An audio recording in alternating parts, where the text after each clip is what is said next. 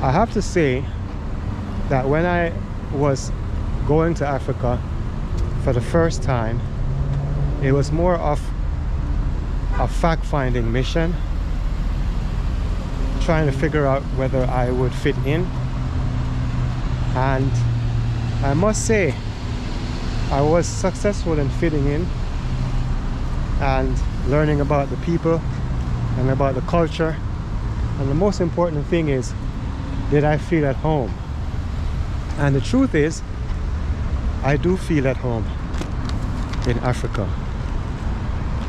But as you spend more time in Africa, you realize that home is not one place.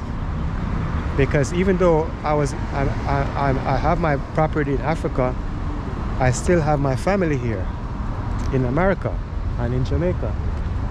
So I came to the conclusion that it doesn't have to be one or the other.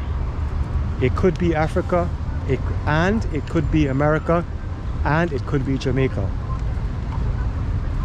But I'm going to share with you my experiences, so stay tuned.